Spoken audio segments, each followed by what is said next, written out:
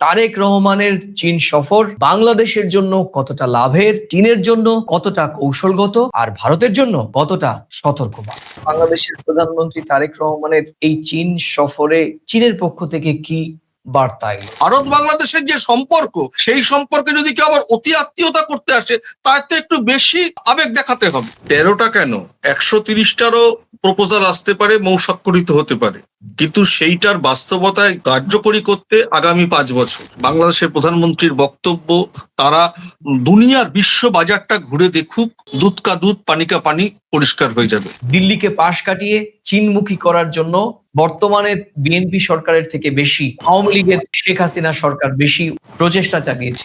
মোংলা বাংলাদেশের দ্বিতীয় গুরুত্বপূর্ণ বন্দর, চট্টগ্রাম প্রধান বন্দর, আর এই দুই বন্দরে চীনের গভীর আগ্রহ মানে শুধু বাণিজ্য নয়, সমুদ্র পথেরও একটি হিসেব।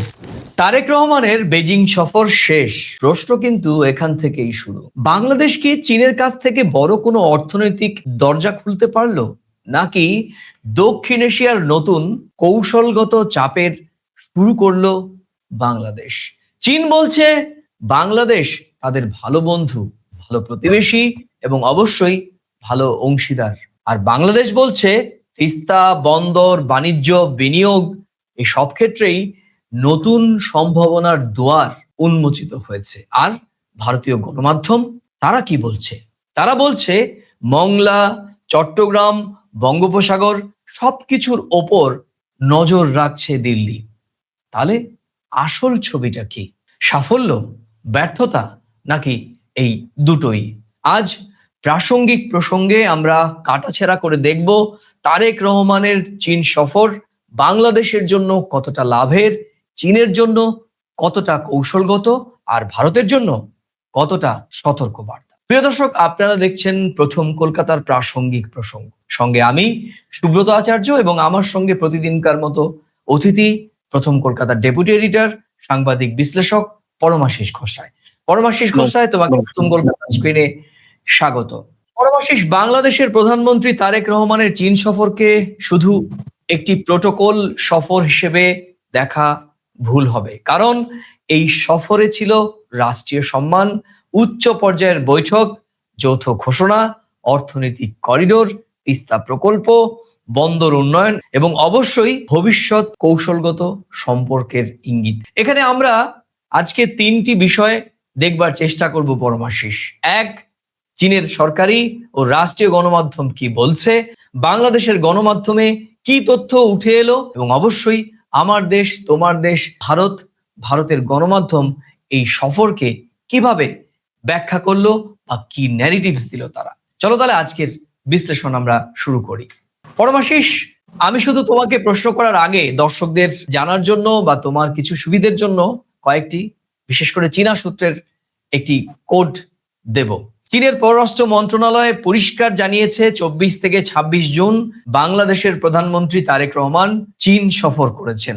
শি জিনপিং এর সঙ্গে বৈঠকে দুই দেশ নতুন যুগের অভিন্ন ভবিষ্যৎ সম্পন্ন করার কথাও চীনের পররাষ্ট্র মন্ত্রণালয় থেকে দাবি করা হয়েছে। তুমি জানো, চীনের বিখ্যাত এবং প্রভাবশালী সংবাদ মাধ্যম সিনহুয়া এই সফরকে বাংলাদেশ চীন সম্পর্ককে উচ্চতর পর্যায়ে নিয়ে যাওয়ার বার্তা হিসেবে উল্লেখ করেছে। তুমি একজন আন্তর্জাতিক বিশ্লেষক হিসেবে বিশেষ করে ভারত বাংলাদেশের সম্পর্ক নিয়ে কাজ করো। এক্ষেত্রে তোমার কাছে আমার ঘুরিয়ে পেঁচিয়ে নয়, সরাসরি প্রশ্ন থাকবে, চীনের সঙ্গে বাংলাদেশের এই যে ঘনিষ্ঠ সম্পর্ক, তারেক রহমান বাংলাদেশের প্রধানমন্ত্রীর দায়িত্ব নেওয়ার পর চীন সফর, সেটা কি সত্যি আমাদের জন্য, ভারতের জন্য, দিল্লির জন্য কোনো ধাক্কা?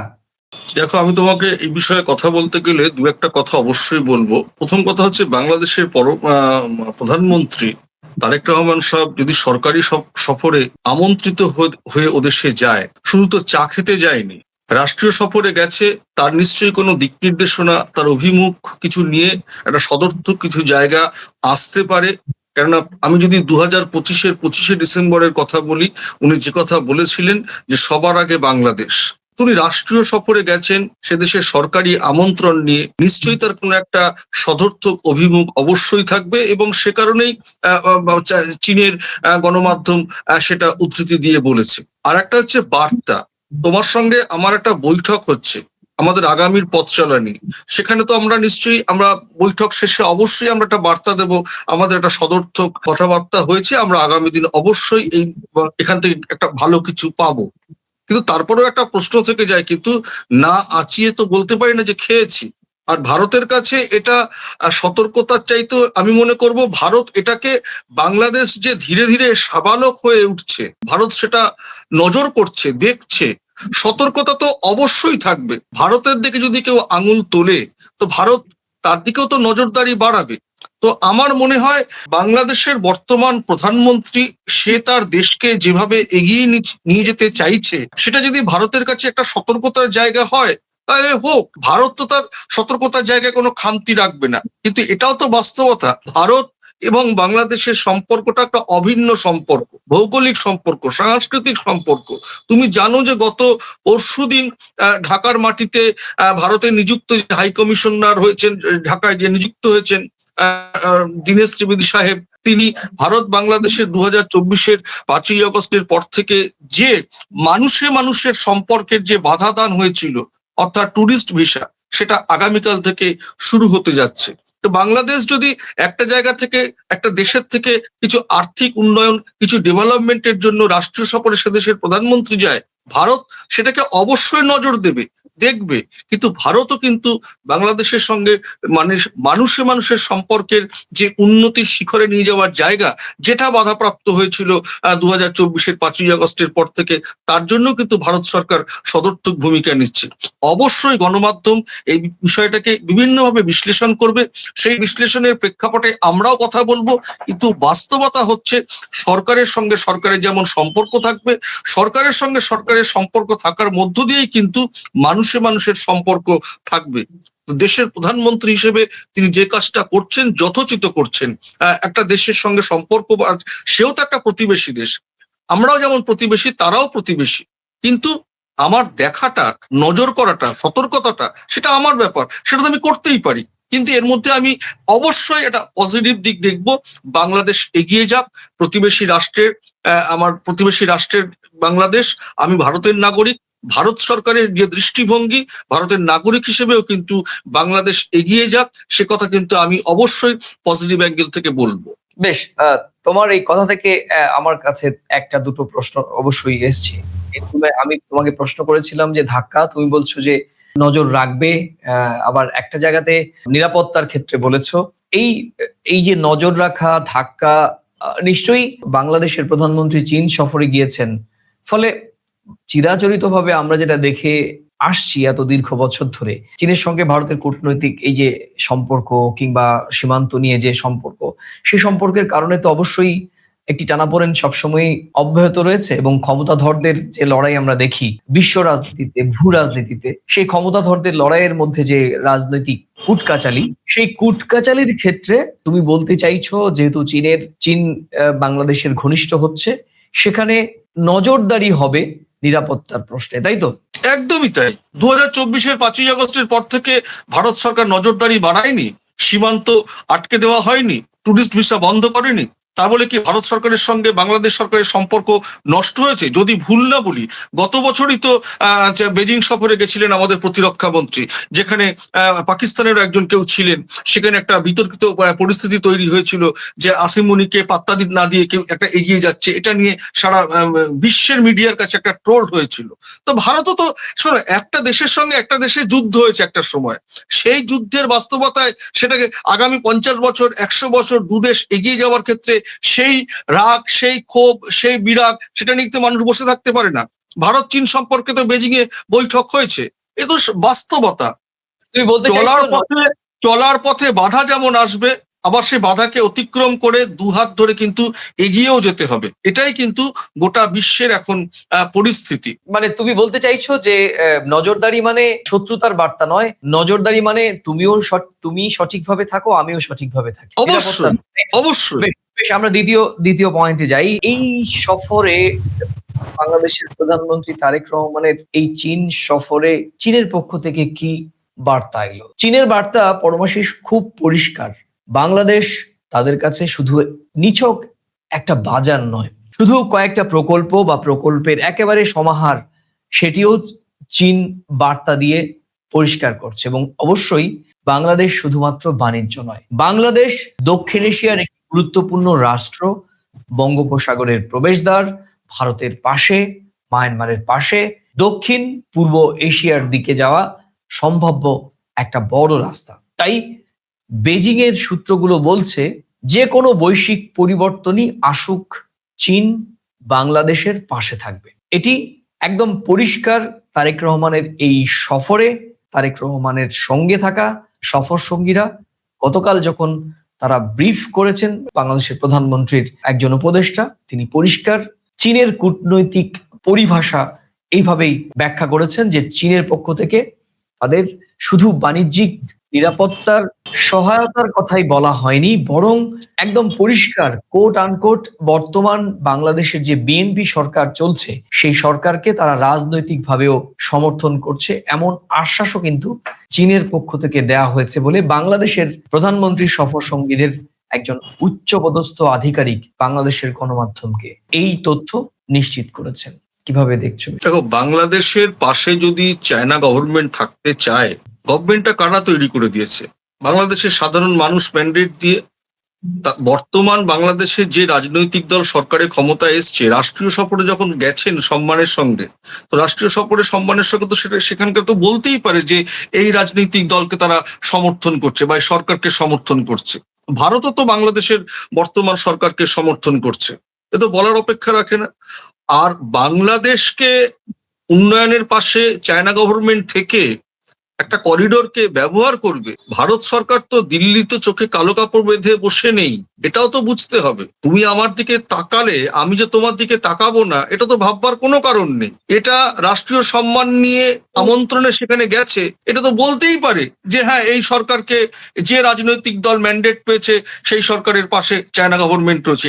এটা বলার কিছু না। তুমি আমাকে নেমন্তন্ন করে ডেকে পাঠিয়েছো, ডেকে পাঠানোর পরে তুমি আমাকে বলতে পারো যে আপনি কোন রাজনীতি থেকে বিলং করেন, ডেকে পাঠিয়েছো মানেই তো তুমি আমাকে সমর্থন করছো। তো স্বাভাবিকভাবে ভারত সরকারের সঙ্গে বাংলাদেশের সরকারের সম্পর্ক কি? দীনেশশ্রী বিধি সাহেব কি বলেছেন? ভারত এবং বাংলাদেশের গণতান্ত্রিক অধিকার বজায় থাকবে 20 কোটির সঙ্গে 140 কোটি। এটা তো একটা সরকারি বাস্তবতা, পাশে থাকার বাস্তবতা, বার্তা। কিন্তু এরপরেও বলবো, এটা যে কোনো বৈঠকে হওয়ার পর বৈঠক শেষে একটা সাংবাদিক সম্মেলনে ব্রিফিংটা সবসময় পজিটিভ অ্যাঙ্গেলে দেখা হয়, তার কতগুলো তারতম্য থাকে, কোন কেন এই বার্তা দিচ্ছেন, এই বার্তা দেওয়ার বাস্তবতাটা কি, তার লক্ষ্যটা কি, এরপরেও একটা পর্যালোচনা থাকে, এর ভিউজটা কি। অবশ্যই তারা একটা দৃষ্টিভঙ্গি নিয়ে বাংলাদেশকে ব্যবহার করবে, পাশে থাকবে। আর তুমি আমাকে 5 লাখ টাকা ধার দেবে, তোমার তো নিশ্চয়ই মোটো থাকবে যে পরমাসিক আমার পাশে থাকবে। আমি টাকাটা নিয়ে গাড়ি কিনলাম বা বাড়ি বানালাম, সেটা আলাদা ব্যাপার, কিন্তু তোমার তো একটা মোটো থাকবে, তাদের একটা মোটো থাকে। তো ভারতও বাংলাদেশের পাশে যেভাবে ইতিহাস বলে, শুরুতে যেমন ছিল, বর্তমান পরিস্থিতিতে যেমন ছিল, আগামীতে যেমন থাকবে, ভারতেরও একটা তো মোটো আছে। এবং এটা তো অস্বাভাবিক কোনো কারণ নেই যে আগের সরকারের বিজেপি, আমাদের কেন্দ্রের বিজেপি সরকারের বিদেশ মন্ত্রকের এক মন্ত্রী বলেছিলেন বাংলাদেশের সঙ্গে আমাদের ডিএনএ সম্পর্ক। তো সেই জায়গায় ভারত বাংলাদেশের যে সম্পর্ক, সেই সম্পর্কে যদি কেউ আবার অতি আত্মীয়তা করতে আসে, তার তো একটু বেশি আবেগ দেখাতে হবে, তো বাস্তবতা। তো এটা নিয়ে এত টেনশন করার কিছু নেই। আলোচক, সমালোচনা, বিভিন্ন গণমাধ্যম তো অবশ্যই বলবে, তারা বিভিন্ন বিশ্লেষণ করবে, আমরাও তাদের বিশ্লেষণ করে, আমরাও যে একেবারে সূচের মতন বিশ্লেষণ করে বার করে আনবো। বার করার একটাই কারণ, ভারত বাংলাদেশের সম্পর্ক অন্য কোনো দেশ ভাঙতে পারবে না। কেন, আমাদের সম্পর্ক কিন্তু রক্তের সম্পর্ক, ভাষার সম্পর্ক, ভৌগোলিক সম্পর্ক, ঐতিহাসিক সম্পর্ক, তারপর প্রতিবেশী রাষ্ট্র। হ্যাঁ, এর সঙ্গে যুক্ত হবে বাস্তবতা, বাস্তব সম্পর্ক। কারণ একেবারেই প্রতিবেশী ভারত এবং বাংলাদেশ, কোন দেশকে টপকে এই দুই দেশের মানুষের মধ্যে যেতে হয় না। সরাসরি সীমান্ত টপখালেই, সীমান্ত পেরোলেই পায়ে হেঁটে চলে যাওয়া যায়, পায়ে হেঁটে চলে যাওয়া যায়। সম্পর্কের ভিত্তি, বাস্তবতা, সম্ভবত আমি যদি ভুল না করে থাকি এটাই। পরমাশিস, আমরা বাংলাদেশের গণমাধ্যমের দিকে ফিরবো। তুমি জানো, বাংলাদেশের প্রধানমন্ত্রী যখন রাষ্ট্রীয় সফর শুরু করেন, প্রথমে মালয়েশিয়া যান এবং তারপর সেখান থেকে চীনে যান। সফরের শুরু থেকেই, সফরের কর্মসূচি যখন শুরু হয় তখন থেকে বাংলাদেশের গণমাধ্যম এটাকে খুব গুরুত্ব দিয়ে দেখছে এবং এই সফরকে তারা বিভিন্ন দিক থেকে গুরুত্ব দিচ্ছে। তুমি যা বাস্তব পরিস্থিতিতে এই সফরটি অনেক দিক থেকেই তাৎপর্যপূর্ণ, সেটি তুমি, আমি, আমরা সকলে, আমাদের দর্শক সকলেই আমরা জানি। বাংলাদেশের গণমাধ্যম এই যে খবর দিচ্ছে সেই খবর অনুযায়ী যদি আমরা বিশ্লেষণ করি তাহলে এই সফরে তিস্তা, বাণিজ্য, বিনিয়োগ, পরিকাঠামো, স্বাস্থ্য, শিক্ষা, প্রযুক্তি এবং বন্দর উন্নয়ন নিয়ে আলোচনা হয়েছে গুরুত্বপূর্ণভাবে। ঢাকা ট্রিবিউন লিখেছে, চীনের সঙ্গে বৈঠকে 13টি সহযোগিতা চুক্তি ও সমঝোতার বিষয়ে সামনে এসেছে। তিস্তা ও বিনিয়োগ ছিল আলোচনার গুরুত্বপূর্ণ অংশ। আমি তোমাকে প্রশ্ন করব, সুতরাং তুমি খুব বিষয়টি খুবই ভাইটাল, তিস্তা এবং বিনিয়োগ, এই দুটো বিষয়ে তোমার কাছে আমার প্রশ্ন থাকবে। দেখো, স্বাভাবিকভাবেই এই সফরের যে বিষয়গুলো, যে তাত্ত্বিক বিশ্লেষণ, সেগুলো আমরা নিজেদের মতো করে বা অন্য বিশ্লেষক বা তাদের মতো করে তারা করবে না। আমরা নির্লিপ্তভাবে যদি মোটের ওপর যদি বিশ্লেষণ করি, তাহলে বাংলাদেশের দিক থেকে বাংলাদেশের প্রধানমন্ত্রী যে উদ্দেশ্য নিয়ে চীন সফর করেছেন, বাস্তবিক অর্থে শুধু কাগজে কলমের খতিয়ান যদি দেখা যায় এবং তার যদি 50% বাস্তবায়ন হয়, তাহলে নিঃসন্দেহে, এটি আমার নিজস্ব ওপিনিয়ন, যে নিঃসন্দেহে বাংলাদেশের এই 20 কোটি মানুষের জন্য অবশ্যই একটি ইতিবাচক সফর বলে এবং এই সফরটি কার্যকরী সফর বলেই প্রতীয়মান হবে। কিন্তু দেখো, সব সরকারি সফর তো আর বাস্তবায়ন হয় না। সফর করার পর যে দুই দেশের মধ্যে বিভিন্ন প্রোটোকল গুলো রয়েছে, সেগুলো আস্তে আস্তে এগিয়ে নিয়ে যাওয়া, সরকারের সংশ্লিষ্ট দপ্তরগুলোর সঙ্গে যোগাযোগ, সমন্বয়, নার্সিং করে এগিয়ে নিয়ে যাওয়া, এই সমস্ত বিষয়গুলো কিন্তু একটি দীর্ঘস্থায়ী একটা প্রসেস, তাই নয় কি? তাহলে প্রশ্ন স্বাভাবিকভাবে এখন বাংলাদেশ কি পাবে এবং কি পেল? যারা এই মুহূর্তে প্রশ্ন করছেন বাংলাদেশ কি পেল, অর্থাৎ প্রধানমন্ত্রী তার সংক্ষিপ্ত সফরে বাংলাদেশের প্রধানমন্ত্রী তার কয়েকজন সফর সঙ্গী নিয়ে গিয়ে গেলেন, গুরুত্বপূর্ণভাবে সবার সঙ্গে বৈঠক করলেন, ফিরলেন, কিছু এমইউ হলো, কিছু সমঝোতা স্মারক চুক্তি হলো, নিজেদের মধ্যে রাজনৈতিক বোঝাপড়া হলো। এটা উনি বাংলাদেশে ফিরে আসার পর যদি আমরা ক্যালকুলেটর নিয়ে বসি যে এই সফরে কি পেল, সেটি মনে হয় খুব কাঁচা ধরনের চিন্তা ভাবনা হবে। তুমি কিভাবে দেখছো বিষয়টি? দেখো, প্রপোজাল দেওয়া মানেই কিন্তু সেটা সরকারিভাবে এক্সিকিউশন হয়ে যাওয়া নয়। 13টা কেন, 130টারও প্রপোজাল আসতে পারে এবং স্বাক্ষরিত হতে পারে, কিন্তু সেইটার বাস্তবতায় কার্যকরী করতে আগামী 5 বছর লাগে। এটা সরকারি পর্যায়ে চরম বাস্তবতায় বলে। তো তারা ক্যালকুলেটর নিয়ে তো এখনই বসার বিষয় নেই, কিন্তু কি কি প্রশ্ন, কি কি বাস্তবতায় কি কি দেবে বলে চুক্তি হয়েছে, সেটা নিয়ে আলোচনায় বাংলাদেশের সরকার বসবে, বাংলাদেশের গণমাধ্যমকে ব্রিফ করবে। সেই চুক্তি বাস্তবায়নের ক্ষেত্রে পারস্পরিক দুই সরকারের সংশ্লিষ্টরা কতটা আন্তরিক এবং কতটা তাদের নিজেদের মধ্যে যোগাযোগ অব্যাহত থাকবে। এমনটি হলে সফর শেষ, আলোচনা শেষ, সংবাদ মাধ্যমে বড় বড় করে শিরোনাম হয়ে গেল, তারপর বিষয়টি কর্পূরের মতো উবে গেল। বিষয়টি নিশ্চয়ই সেরকম ভাবে আমরা দেখব না। আমরা দেখব বাংলাদেশের সাধারণ মানুষ এই সফরের একটা পরিপূর্ণ সঠিক বার্তা পাচ্ছে কিনা দেখতে হবে, পাচ্ছে কিনা। দেখো, বাংলাদেশের গণমাধ্যমের যে বক্তব্য, সেই বক্তব্য যদি আমি তোমার সামনে তুলে ধরি, তাহলে বাংলাদেশের গণমাধ্যম দাবি করছে যে বাংলাদেশের দিক থেকে এই সফরে বেশ কয়েকটি লাভের জায়গা রয়েছে। প্রথমত, সেই কি লাভ, সেটি হচ্ছে রাজনৈতিক স্বীকৃতি। তুমি যেটা বলছিলে যে আমি তোমাকে বাড়িতে অতিথি হিসেবে নেমন্তন্ন করলাম, আমার রাজনৈতিক ভাবে আমি নিশ্চয়ই এই অতিথিকে আমার সমর্থন রয়েছে বলেই আমি নেমন্তন্ন করেছি বা বাংলাদেশের ভাষায় দাওয়াত দিয়েছি, তাই তো? প্রথমত রাজনৈতিক স্বীকৃতি, নতুন সরকারের সঙ্গে চীনের সরকারি উচ্চ পর্যায়ের সম্পর্ক এগিয়ে নিতে চাওয়ার যে প্রতিশ্রুতি, সেটি আন্তর্জাতিক গণমাধ্যমে সেটা খুব পজিটিভ ভাবে এসেছে। দ্বিতীয়টি অত্যন্ত গুরুত্বপূর্ণ, অর্থনৈতিক সহযোগিতা। তুমি জানো যে বাংলাদেশের বিগত 15 বছরের যে সরকারটি ছিল, সেই সরকার দৃশ্যত উন্নয়ন করেছে ঠিক, কিন্তু দুর্নীতির অক্টোপাসে বাংলাদেশ কি পরিমাণ বিপর্যস্ত।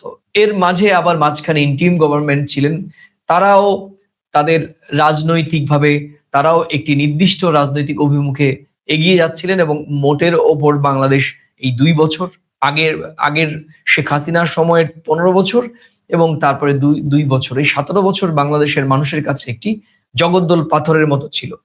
ফলে অর্থনৈতিক দিক থেকে বাংলাদেশের প্রধানমন্ত্রী তারেক রহমানের এই সফরে চীনা বিনিয়োগ, শিল্পাঞ্চল, রপ্তানি, শূন্য শুল্ক সুবিধা, এসব বাংলাদেশের জন্য একটি ইতিবাচক গুরুত্বপূর্ণ বার্তা হিসেবে দাবি করছে বাংলাদেশের গণমাধ্যম। এবং তৃতীয়ত অবশ্যই তুমি জানো যে যেটি আমি বলছিলাম যে শেখ হাসিনার সময়ে পরিকাঠামো বা বাংলাদেশিদের ভাষায় অবকাঠামো উন্নয়ন, রেল, মেট্রো রেল, চট্টগ্রামের টানেল এবং অবশ্যই পদ্মা সেতুর মতো বড় প্রকল্প হয়েছে। প্রকল্প দৃশ্যমান হয়েছে এবং মানুষ সেগুলো সুফল পেয়েছে, যদিও প্রত্যেকটি জায়গাতে দুর্নীতির গন্ধ রয়েছে, দুর্নীতি তদন্তও হচ্ছে এবং কোনো কোনো প্রকল্প নিয়ে উচ্চ পর্যায়ে কমিটিও হয়েছে, বিচারাধীন বিষয় রয়েছে, সবকিছু মিলিয়ে। কিন্তু তারপরও মোটের ওপর যেটি দেখা যাচ্ছে যে বাংলাদেশ যে গতিতে, বাংলাদেশের মানুষ যতটা পরিশ্রমী এবং বাংলাদেশে যে পরিমাণ রেমিটেন্স আসে, সেই পরিমাণ কিন্তু বাংলাদেশে উন্নয়ন হয়নি, পরিকাঠামোগত উন্নয়ন হয়নি। সেই পরিকাঠামোগত উন্নয়নের ক্ষেত্রে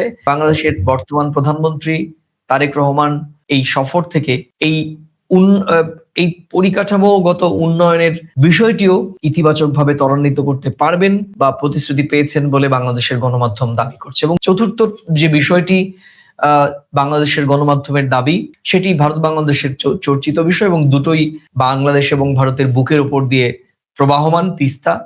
সেই তিস্তা বিষয়ে বাংলাদেশ বহুদিন ধরে অপেক্ষা করছে।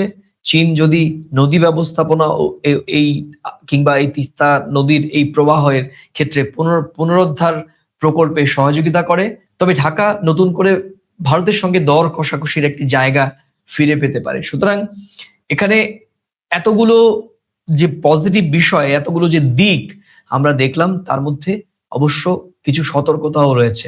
বড় প্রকল্প কিন্তু অনেক ক্ষেত্রেই বড় টাকা রোজগারের জায়গা নয়। বড় টাকা মানে কিন্তু আবার দেখতে হবে চীনের শর্ত, কারণ চীন যে শর্তে ঋণ দেয় সেটি অনেক ক্ষেত্রে সারা পৃথিবীতেই স্বীকৃত হিডেন কিছু শর্ত থাকে, সেই শর্ত কিন্তু প্রকাশ্যে আনা যায় না, সরকার সেই তথ্য বাইরে আনতে পারে না। সুতরাং ঋণ নেওয়ার ক্ষেত্রে চীনের গোপন শর্তগুলো সামনের দিকে বা বিবেচনা করে দেখতে হবে বলে বাংলাদেশের কোনো কোনো গণমাধ্যম দাবি করেছে। ফলে শর্ত যদি অস্পষ্ট হয়, ভবিষ্যতে চাপ তৈরি করতে পারে। আর তাই লাভ হচ্ছে এই হিসেবটা করেই তারেক রহমানের সরকারকে হাঁটতে হবে। তোমার কাছে আমার প্রশ্ন, বাংলাদেশের জন্য এই সফরের সবচেয়ে বড় লাভ কোনটি? অনেকগুলো তো তোমাকে বললাম, একটি বিনিয়োগ, তিস্তা, রাজনৈতিক সমর্থন, কোনটি? দেখো, এখানে যদি বলতে হয় তাহলে বাংলাদেশের এই যে রাষ্ট্রীয় সফর বাংলাদেশের প্রধানমন্ত্রী করেছেন, এটা তো ঘটনা। উনি 20 কোটি মানুষের প্রতিনিধিত্ব হয়ে দেশের প্রধানমন্ত্রী হিসেবে গেছেন। বাংলাদেশের ভালো মন্দ, আগানো পিছনো সব তার জানা। উনি দর কষাকষির জায়গাটা ভালো করে এই রাষ্ট্রীয় সফরের মধ্য দিয়ে করতে পেরেছে বলে আমার মনে হয়। বাংলাদেশের গণমাধ্যম যখন বলছে কতগুলো হিডেন শর্ত পরিষ্কার না থাকে, তাহলে সেদিকে পা বাড়ানোটা বিপজ্জনক হতে পারে। কেননা আমরা কালকে মার্কিউ স্ট্রিটে যখন আমরা ছিলাম, সেখানকার বাংলাদেশি বিভিন্ন পর্যটকের সঙ্গে কথা বলে যে বুঝলাম যে ট্যুরিস্ট ভিসাটা চালু হয়ে গেছে 28 তারিখ থেকে, আমরা মেডিকেল ভিসা এসেছি এবং আমরা কিছুদিন আগে মালয়েশিয়া বা বিভিন্ন জায়গায় গেছি চিকিৎসা করাতে। তারাই বলছেন আমরা বাধ্য হয়েছি সেখানে যেতে, কিন্তু খরচটা কিন্তু কলকাতায় কম। তা চায়না সফরে গিয়ে বা মালয়েশিয়া বাংলাদেশিরা না গিয়ে কি করে বুঝবে যে ভারত কতটা সুলভে ভারতে আসলে এই কাজটা পাওয়া যায়? তো এই রাষ্ট্রীয় সফর আমি যদি এই দৃষ্টিভঙ্গি থেকে বিশ্লেষণ করি যে বাজার দরটা কেমন হতে পারে, একটু বুঝে নেওয়া, দেখে নেওয়া। আমাকে আমন্ত্রণ জানিয়েছে, চায়না গভর্নমেন্ট আমন্ত্রণ জানিয়েছে, আমি যাই, দর কষাকষি করি, আমাদের পাশে থাকার বার্তা দিয়েছে, সেটা সাংবাদিক সম্মেলন করে বলছে, বাংলাদেশের গণমাধ্যম তুলে ধরছে। বাংলাদেশের গণমাধ্যম তো কালকেও তুলে ধরেছে আমাদের সঙ্গে সম্পর্ক বাংলাদেশের খারাপ, সীমান্ত সমস্যা, বিজেপির সঙ্গে তো বিএসএফ এর প্রায় গন্ডগোল হয়, কিন্তু দিল্লির সঙ্গে কি ঢাকার সম্পর্ক নষ্ট হয়? বাংলাদেশের বর্ডারে, মানে ভারত বাংলাদেশের বর্ডারে বাজ পড়ে একজন বিএসএফ এর কর্মকর্তা যখন মারা যায়, বাংলাদেশের কাগজেও কিন্তু সেটা সৌহার্দ্যের বার্তা দিয়ে, শোকের বার্তা দিয়ে কিন্তু হেডলাইন হয়। তো ভারত বাংলাদেশের সঙ্গে এরকম সম্পর্ক, আমি তো মনে করি বাজার দরটা দেখে নিক। মার্কিন দেশে একটা জামার দাম কেমন, চায়নায় কেমন, ফ্রান্সে কেমন, ইতালিতে কেমন, কোথায় কোন চিকিৎসা, হপকিন্সে যে চিকিৎসা করাতে যে খরচ, কলকাতার এসএসকেমে চিকিৎসা করাতে কি সেই খরচ? তো বাংলাদেশের মানুষ সবার সব জায়গায় যাওয়ার অধিকার আছে। উনি তো এবার চায়নার থেকে এবারে মার্কিন দেশেও যেতে পারেন, ভারতেও আসতে পারেন। বাজার দর দেখবে, কে কত সুদ বেশি নিচ্ছে, কে কত হিডেন শর্ত রাখছে, ভারত ডিজেল কত দামে দিচ্ছে, কি শর্তে দিচ্ছে, আর চায়না যদি ডিজেল দেয় কি দামে দিচ্ছে, কোন শর্তে দিচ্ছে, এটা তো বাংলাদেশের মানুষ জানতেই চায়। প্রধানমন্ত্রী হিসেবে গেছেন, খোঁজ খবর নিয়ে দেখুন। পরমাশিস, আজকের আলোচনার সবচেয়ে বড় টুইস্ট কোনটি জানো? এখন যেটি তোমায় বলবো। চীনের মুখপাত্রের বক্তব্য, আমি বলবো ইঙ্গিতপূর্ণ একটি বক্তব্য যা বাংলাদেশের গণমাধ্যমে এসেছে এবং চীনের গণমাধ্যম সেটা প্রকটভাবে প্রকাশিত হয়েছে। চীনের পররাষ্ট্র মন্ত্রণালয়ের মুখপাত্র গু জিয়ানকু বলছেন, বাংলাদেশ চীন সহযোগিতা কোনো তৃতীয় পক্ষকে লক্ষ্য করে নয় এবং কোনো তৃতীয় পক্ষের প্রভাবের বাইরে থাকাও উচিত। তিস্তা প্রকল্প নিয়েই চীন ঠিক এই অবস্থানের কথা জানিয়েছে। দেখো, চীন বলছে এই সহযোগিতা কারো বিরুদ্ধে নয়, কিন্তু কূটনীতিতে যখন বলা হয় কোট আনকোট তৃতীয় পক্ষ নয়, তখন সাধারণত বোঝা যায় তৃতীয় পক্ষ এই বিষয়টি নজরে রাখছে। এখানে সেই তৃতীয় পক্ষটি কে পরমাশিস? বুঝতে তো আর বাকি নেই। তৃতীয় পক্ষটি আমার দেশ, তোমার দেশ, ভারত। তিস্তা ভারত বাংলাদেশের একটি অতি সংবেদনশীল বিষয়। বন্দর ভারতীয় নিরাপত্তার ভাবনার সঙ্গে ওতপ্রোতভাবে যুক্ত। মায়ানমার হয়ে চীনের করিডোর ভারতের আঞ্চলিক হিসাবের সঙ্গেও যুক্ত। তাই বেজিং যতই বলুক কারো বিরুদ্ধে নয়, দিল্লি নিশ্চয়ই বিষয়টি নোট রাখছে। তোমার কাছে আমার একদম স্পেসিফিক প্রশ্ন, চীন যখন বলছে তৃতীয় পক্ষকে লক্ষ্য করে নয়, তখন কি আসলে ভারতীয় উদ্বেগকে আগে ভাগে সামলানোর চেষ্টা করছে চীন? আসলে একটা কথা তোমায় বলি, ঠাকুর ঘরে কে আমি তো কলা খাইনি। তুমি আমাকে 5 লক্ষ টাকা ধার দিচ্ছ, দেওয়ার সময় বলছো পরমাশিসকে অমুক বাবু যাতে টাকাটা না দিতে পারে সেই জন্য আমি দিচ্ছি, পাশে থাকার বার্তা দিচ্ছ, আবার এই কথাটা বলছো। বিষয়টা তাই নয়। চীন বাংলাদেশকে সাহায্য করুক, পাশে থাকুক, বাংলাদেশ অবারিত, সবার আগে বাংলাদেশের প্রধানমন্ত্রীর বক্তব্য, তারা দুনিয়ার বিশ্ব বাজারটা ঘুরে দেখুক, দুধ কা দুধ পানি কা পানি পরিষ্কার হয়ে যাবে। আর চীন এই কথাটা বলছে কেন? রাষ্ট্রীয় সম্মানে তুমি বাংলাদেশের প্রধানমন্ত্রীকে ডেকে পাঠিয়েছো, আমি কোনো তৃতীয় পক্ষের কথায় নয়। তাহলে তো ব্যাপারটা পরিষ্কার, ঠাকুর ঘরে আমি তো কলা খাইনি। সেই জায়গায় দাঁড়িয়ে ভারতীয় গণমাধ্যম বা বাংলাদেশের গণমাধ্যম বা পৃথিবীর যে কোনো গণমাধ্যম যদি এটা নিয়ে করে, সমালোচনা করে, তোমার কাছে একটা ছোট্ট 20 কোটির দেশ যারা উন্নততর জায়গায় পৌঁছচ্ছে, একটা 17 বছরের ভালো সরকার ছিল না, মন্দ সরকার ছিল, আমরা তাতে যাব না। বাংলাদেশের সার্বিক পরিস্থিতি গোটা বিশ্ববাসী দেখেছে। সেই জায়গায় দাঁড়িয়ে বাংলাদেশের সাধারণ মানুষ কাদের ক্ষমতায় আনা উচিত, কারা সরকারে বসানো উচিত, বাংলাদেশের মানুষ বসিয়েছে। চায়নায় গেছেন প্রধানমন্ত্রী সরকারি আমন্ত্রণে, অবশ্যই আশা করা যায় সরকারি আমন্ত্রণে গিয়ে বৈঠকে একটা পজিটিভ বার্তাই আসবে, পরিসংখ্যানও আসবে, চুক্তিও হবে, বাস্তবায়ন হতে সময় লাগবে। কিন্তু সেই জায়গায় দাঁড়িয়ে কেন বলতে হবে কোনো তৃতীয় পক্ষের নয়? দিল্লি এত বোকা? কেন বোকা হবে দিল্লি? দিল্লি বাংলাদেশের মানুষকে কাছে টেনে নিল টুরিস্ট ভিসা দিয়ে। কেন? সবার আগে সম্পর্ক যদি পজিটিভ জায়গায় সুন্দর না থাকে, তাহলে তোমার কাছে পাশে থাকার বার্তাটা কিসের? একদমই তাই। আমরা একটু পেছনের দিকে যাব। বাংলাদেশ চীন সম্পর্ক কিন্তু নতুন নয়। বাংলাদেশ ভারত সম্পর্ক যেমন বাস্তব, চীন বাংলাদেশ সম্পর্কও কিন্তু একই রকম ভাবে আরেক বাস্তবতা। চীন বহুদিন ধরে বাংলাদেশে বড় বাণিজ্যের অংশীদার। সেটি বর্তমান বিএনপি সরকারের সময় নয়, এর আগের বিএনপি সরকার এবং পরবর্তীতে শেখ হাসিনা সরকারের সঙ্গেও চীনের মাখো সম্পর্ক ছিল। আমি বলবো কৌশলগতভাবে দিল্লিকে পাশ কাটিয়ে চীনমুখী করার জন্য বর্তমানে বিএনপি সরকারের থেকে বেশি আওয়ামী লীগের শেখ হাসিনা সরকার বেশি প্রচেষ্টা চালিয়েছিল এবং সে কারণেই আওয়ামী লীগের সময়ই ভারতের বিনিয়োগ বা ভারতের যে বাণিজ্য চীন থেকে পিছিয়ে গিয়েছিল এবং সেটি শেখ হাসিনাই সরকারের সময় বা শেখ হাসিনা ঠিক পরিকল্পনাভাবে করেছিলেন বলে বিভিন্ন পত্র পত্রিকা বা জার্নাল এখনো খুঁজলে ঘাটলে পাওয়া যাবে। ফলে বাংলাদেশের সেতু, বিদ্যুৎ, পরিকাঠামো, শিল্পাঞ্চল এই সবে চীনের উপস্থিতি বহু বছর ধরে। আবার ভারতের সঙ্গে বাংলাদেশের সম্পর্কও গভীর বাস্তবতা। সীমান্ত, নদী, বিদ্যুৎ, বাণিজ্য, নিরাপত্তা, মানুষে মানুষে যোগাযোগ যেটি মূল ভিত্তি, এসব সম্পর্ক একদিনে তৈরি হয়নি। দেশভাগ 1971, 2024, তারপর চলছে। আগে বাংলাদেশ, চীন, ভারত, মায়ানমার করিডোরের কথা হয়েছিল, কিন্তু ভারতের অনীহা ও চীনের অঞ্চল ও পথ উদ্যোগ নিয়ে দিল্লির আপত্তির কারণে তা এগোয়নি। এখন ভারতকে বাদ দিয়ে চীন, মায়ানমার, বাংলাদেশ করিডোরের কথা আবার সামনে এসেছে। এটাই এক ধরনের নতুন বাস্তবতা হিসেবে দেখা হচ্ছে, বাংলাদেশের পক্ষ থেকে সেটি দাবিও করা হচ্ছে। বাংলাদেশের কাছে সুযোগ আসছে, চীন তারা পথ দেখাচ্ছে, আর ভারত, তুমি যেটা বলছিলে আমিও সেটা বিশ্বাস করি, ভারত হিসেব কষছে বা নজর রাখছে। এবার বাংলাদেশের প্রধানমন্ত্রীর চীন সফর বা সফর শেষ করে বাংলাদেশে ফেরার পর ভারতীয় গণমাধ্যম কি বলছে? টাইমস অফ ইন্ডিয়ার প্রতিবেদনে বলা হয়েছে, মোংলা বন্দর ঘিরে চীনের অর্থনৈতিক অঞ্চল তৈরির আগ্রহকে ভারত মহাসাগরীয় অঞ্চলের বেইজিং এর উপস্থিতি বাড়ানোর অংশ হিসেবেই দেখতে চাচ্ছে। ওই প্রতিবেদন থেকে আরো পরিষ্কার করে বলা হয়েছে, এই জায়গা আগে ভারত সমর্থিত প্রকল্পের সঙ্গে যুক্ত ছিল, পরে সেটি বদলে যায়। পরমাশিস, ভারত কেন, ঠিক কি কারণগুলোকে সামনে রেখে সতর্ক সেটি জানো? ভারতের দুশ্চিন্তার একদম স্পেসিফিক তিনটি কারণ রয়েছে বা তিনটি জায়গা রয়েছে। আমি তিনটি কারণ নয়, আমি তিনটি জায়গার কথা বলছি। এক, মোংলা; দুই, চট্টগ্রাম; এবং তিন, অবশ্যই তিস্তা। মোংলা বাংলাদেশের দ্বিতীয় গুরুত্বপূর্ণ বন্দর, চট্টগ্রাম প্রধান বন্দর। আর এই দুই বন্দরেই চীনের গভীর আগ্রহ, মানে শুধু বাণিজ্য নয়, সমুদ্র পথেরও একটি হিসেব। ভারতের উত্তর পূর্বাঞ্চল, বঙ্গোপসাগর, আন্দামান সমুদ্রপথ সব মিলিয়ে দিল্লি নিশ্চয়ই এই সফরকে চুলচেরা বিশ্লেষণ করে দেখছে। কিন্তু ভারতকেও একটা বিষয় বুঝতে হবে পরমাশিস, বাংলাদেশকে শুধুমাত্র এই মুহূর্তে দাঁড়িয়ে সন্দেহের চোখে দেখলে চলবে না, যেটি তুমি আমি আমরা বিশ্বাস করি।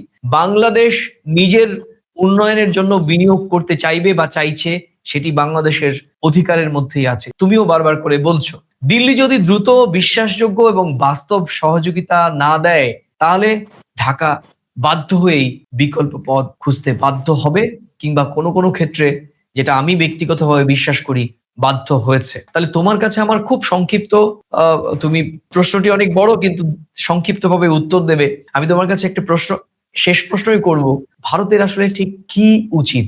চীনের প্রভাব নিয়ে উদ্বেগ প্রকাশ করা, নাকি ঢাকার সঙ্গে নতুন করে আস্থার সম্পর্ক তৈরি করা? দেখো, বিষয়টা হচ্ছে যে ইতিহাস, শ্রদ্ধা, আদর্শ এক জিনিস, সময়ের পট পরিবর্তনের ক্ষেত্রে বাস্তবতা কিন্তু আরেক জিনিস। শেখ হাসিনা কি করেছেন, বা 15 বছর তারা কি করেছেন, বা 2 বছরে এই যে অন্তর্বর্তী সরকার কি করেছে, সবটাই মানুষ দেখেছে, জেনেছে। চরম বাস্তবতায় বাংলাদেশের মানুষ যাকে ম্যান্ডেট দিয়েছে, সরকারে যারা এসেছে, তারা বর্তমান বাংলাদেশ নিয়ে ভাবনা চিন্তা করছেন, এগিয়ে নিয়ে যেতে হবে দেশকে। তারা চায়নার বাজারে গিয়ে দরদাম করুক, চায়না তাদেরকে কোন মোটর নিয়ে সাহায্য করবে করুক, মংলা বন্দর, চট্টগ্রাম বন্দর, তিস্তায় তারা সহযোগিতা যদি হাত বাড়াতে চায় বাড়াক, বাংলাদেশ যদি উন্নয়নমুখী পথে এগোতে পারে এগোক, কোনো আপত্তি নেই। আমরা তো বাংলাদেশের ভালো চাই, আমরা প্রতিবেশী রাষ্ট্র। তারা নাবালক থেকে সাবালক, সাবালক থেকে আরো উন্নততর জায়গায় যাক। কিন্তু ভারতের দৃষ্টিভঙ্গিটা কি? 15 বছর, 2 বছর বর্তমান সরকার, বাংলাদেশের সঙ্গে ভারতের দৃষ্টিভঙ্গি, চলন, বাস্তবতায় সরকারি পর্যায়ে এখনো পর্যন্ত আমি বিশ্বাস করি একদমই সদর্থক। সেই জায়গা থেকে দাঁড়িয়ে ভারত তার নিজের দেশকে কিভাবে রক্ষা করবে, কতটা সতর্কতা বাড়াবে, কতটা নজর বাড়াবে, ভারত বাংলাদেশের আস্থা অর্জন করতে গিয়ে ভারত সরকার কোন কোন পদক্ষেপ নেবে, কারুকে জেলাসি করে নয়। ভারত সরকার প্রেক্ষাপট আগে যা ছিল, সরকার বদল হয়েছে, অন্তর্বর্তী সরকার এসছে, আবার সরকার বদল হলো, ভারত তো বাংলাদেশের পাশেই আছে। ভারতকে বাংলাদেশের মানুষের পাশে থাকার আস্থা অর্জন করার জন্য আমার মনে হয় না অন্য কোনো দেশের কাছ থেকে কিছু শিখতে হবে। আমি ঠিক আছে, সতর্কতা অবশ্যই বজায় রাখবো। বলছি ভারত, ভারত পাশে রয়েছে, তুমি বলতে চাইছো যে এই মুহূর্তে সন্দেহের চোখে, আমি যে প্রশ্ন তোমায় করেছিলাম, যে সন্দেহের চোখে দেখা কি ঠিক হবে, নাকি পারস্পরিক বিশ্বাস রেখে সহযোগিতা আরো এগিয়ে নিয়ে যাওয়া ঠিক হবে? না না না, বিশ্বাস এবং সহযোগিতা, পাশে থাকার বার্তা শুরু থেকে ভারতের বিদেশ মন্ত্রক বলে আসছে। বেশ বেশ, এবং তুমি জানো যে বাংলাদেশের ব্যাপারে পাশে থাকার বার্তা স্ট্র্যাটেজিক্যালি এখন প্রধানমন্ত্রী নরেন্দ্র মোদী পুরো বিষয়টাই, বাংলাদেশের ব্যাপারটা তিনি নিজে দেখছেন। একদমই একদম। সেই জায়গা থেকে কোনো মানে অবকাশ নেই যে বাংলাদেশের থেকে ভারত সরকার সরে যাবে। একদমই তাই। আমাদের আলোচনা অনেক দীর্ঘ হয়ে যাচ্ছে, প্রায় 40 মিনিটের কাছাকাছি হয়েছে। প্রিয় দর্শক, আপনারা দেখছিলেন প্রথম কলকাতার আলোচিত, চর্চিত প্রাসঙ্গিক প্রসঙ্গ এবং প্রাসঙ্গিক প্রসঙ্গে প্রতিদিনকার মতো আমি সুব্রত আচার্য এবং আমার সঙ্গে সাংবাদিক বিশ্লেষক পরমাশিস খসড়ায়। শেষ করব, শেষের পথে আমাদের আর 2-4 মিনিট থাকবে। এই অনুষ্ঠানের কোন অংশের সঙ্গে আপনি সহমত, কোন অংশের সঙ্গে আপনি ভিন্ন মত বা আপনার নিজস্ব কোনো মতামত রয়েছে কিনা সেটি মন্তব্যের কলামে লিখে জানাতে ভুলবেন না। আর প্রিয় দর্শক, আমরা সম্প্রতি প্রথম কলকাতার পক্ষ থেকে আমরা একটি পাবলিকেশনস করেছি, নাম সময়ের প্রথম কলকাতা, যেটি আপনারা ওয়েবসাইটে পত্রিকা গেলে পাবেন, কিংবা ফেসবুক পেজও রয়েছে সময়ের প্রথম কলকাতা। সেটি দেখার আমন্ত্রণ রইল। প্রতি মাসের 1 এবং 16 তারিখে আমাদের এই সময়ের প্রথম কলকাতা প্রকাশিত হয় এবং সেখানেও কিন্তু একই রকম ভাবে আমরা ভারত বাংলাদেশের সম্পর্ক এবং স্থানীয় রাজনীতি, ভূ রাজনীতি নিয়ে আমরা নানা ধরনের খবর করে থাকি, বিশ্লেষণমূলক খবর করে থাকি। বাজারি, চলতি বাজারি যে সংবাদপত্র গুলো রয়েছে, আপনারা যে আমরা বিভিন্নভাবে পত্রিকাটি সাজানোর চেষ্টা করছি। আমাদের টিম অক্লান্ত পরিশ্রম করছি, পাশে থাকার আহ্বান বা অনুরোধ রইল। শেষ করব, চীন, মায়ানমার, বাংলাদেশ অর্থনৈতিক করিডোর বাস্তব হলে বাংলাদেশের আসলে কি লাভ হবে? অর্থাৎ এটা যদি আমি এক কথায় প্রশ্ন তুলি, তাহলে করিডোর সুযোগ না বাংলাদেশের কাছে চাপ? চট্টগ্রাম, কক্সবাজার অঞ্চল আরো গুরুত্বপূর্ণ হবে। মায়ানমার হয়ে দক্ষিণ পূর্ব এশিয়ার বাজারের রাস্তা প্রশস্ত হবে। বাংলাদেশের রেল, সড়কপথ, বন্দর, শিল্পাঞ্চলে বিনিয়োগ আসার সুযোগ তৈরি হবে। কিন্তু পরমাশিস, এখানে ঝুঁকিও কম নয়। মায়ানমারের রাজনৈতিক অস্থিরতাকেও নোট রাখতে হবে। রাখাইন অঞ্চল অত্যন্ত সংবেদনশীল, আর সঙ্গে ভারতের উদ্বেগ তো রয়েছেই। আর চীন যে ঋণ দেয়, সেই ঋণের মধ্যে হিডেন শর্তগুলোর প্রশ্ন উকি দেবে। তাই করিডোর শুনতে বলতে আকর্ষণীয় মনে হলেও এটি বাস্তবায়ন কিন্তু অনেক কঠিন। তোমাকে আর প্রশ্ন করব না, অনেকটা শেষ হয়ে গিয়ে যাচ্ছে, অনেকটা সময় এগিয়ে নিয়ে যাচ্ছে। বাংলাদেশের অবস্থান কি? বাংলাদেশি সূত্রের বরাত দিয়ে, বাংলাদেশি বিভিন্ন দায়িত্বশীল কর্মকর্তার উদ্ধৃতি দিয়ে বাংলাদেশের গণমাধ্যমগুলো বলছে, এই করিডোরের উদ্দেশ্য অর্থনৈতিক বিনিময় বাড়ানো, বহুমাত্রিক পরিবহন ব্যবস্থার শক্তিশালী করা, বাংলাদেশের অর্থনীতির পরিসর বৃদ্ধি করা এবং অবশ্যই চট্টগ্রাম মোংলা বন্দরকে আঞ্চলিক ব্যবহারের উপযোগী করার কথাও আলোচনায় পরিষ্কারভাবে উঠে এসেছিল প্রধানমন্ত্রী এবং চীনের রাষ্ট্রপতি তাদের আলোচনায়। ভারসাম্যের জায়গাটি কি জানো পরমাশিস? এই সফরকে এক কথায় চীনপন্থী বলা ঠিক হবে না, আবার একে নিছক উন্নয়ন সফর বলা অতিরিক্ত সরলীকরণ হবে। এটা আসলে দর কষাকষির একটি কূটনৈতিক সফর। বাংলাদেশ বলছে আমরা সবার সঙ্গে চলবো, চীন বলছে আমরা বিনিয়োগ, বন্দর, করিডোর, তিস্তা নিয়ে প্রস্তুত। তবে ভারত কিছু বলছে না, ভারত শুধু দেখছে। বাংলাদেশের সবচেয়ে বড় চ্যালেঞ্জ কি জানো? কাউকে বাদ না দিয়ে, কাউকে অন্ধভাবে ভরসা না করে নিজের জাতীয় স্বার্থ নিয়ে এগিয়ে যাওয়া। তাই শেষ কথা হলো, তারেক রহমানের বেজিং সফর সফল, কারণ চীন তাকে গুরুত্ব দিয়েছে।